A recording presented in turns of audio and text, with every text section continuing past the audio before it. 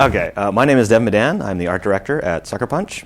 My responsibilities include conceptual work, character design, and pretty much being a thorn in the programmer's side.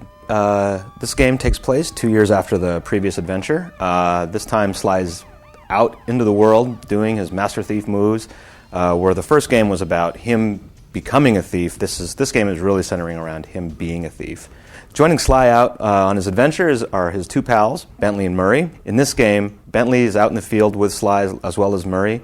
Bentley is our demolitions expert, armed with long-range weapon as well as explosive devices. And Murray is our brawn and our muscle and the wheelman. And basically he gets to break stuff, he gets to throw stuff. We start the game with the same moves that we had in the last one.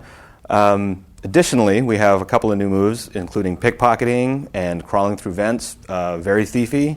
Again, continually keeping on theme with whatever's thiefier wins.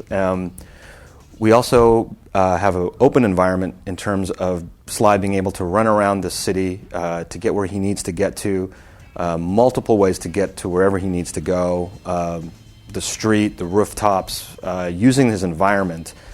My name is Brian Fleming, and I am the producer of Sly 2 Band of Thieves and one of the founders of Sucker Punch. For those who finished Sly 1, at the end, the sort of setting is that Sly defeats a robotic enemy named Clockwork in the caldera of a huge volcano.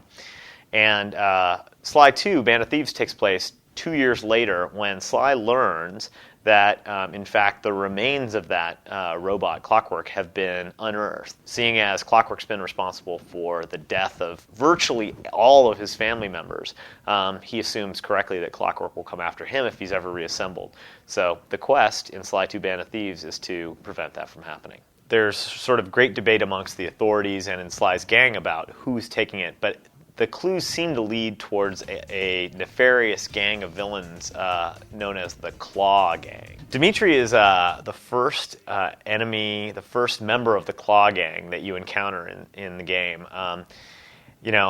He's sort of a misunderstood art student who had this kind of aesthetic kinetic that was never appreciated by the art community. So in retribution, he's decided that he's going to make his livelihood forging the great masterpieces of the world and then selling those at auction to punish people who have such, in his opinion, such bad taste.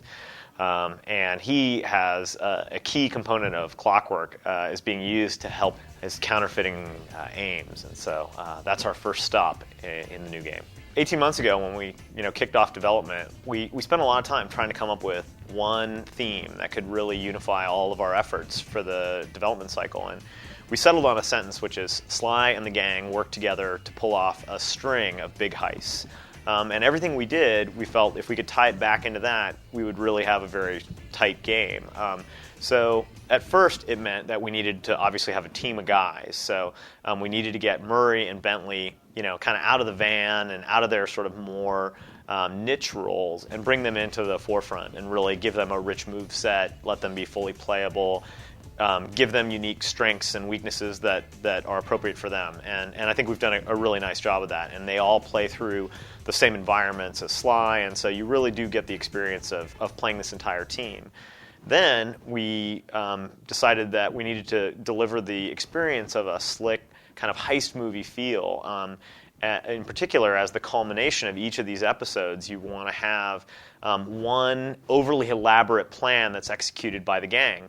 And I think one of the things that's been enjoyable for us is playing with all the different aspects of that. So we have some sequences where you're playing one character and there's another character who's working beside you under AI control.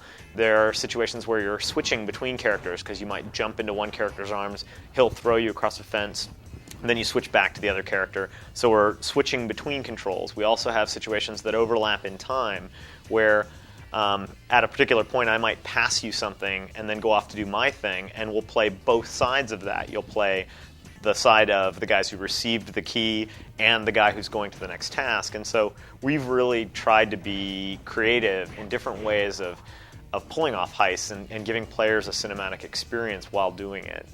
So I hope we've been successful. Sly will be available in stores this September.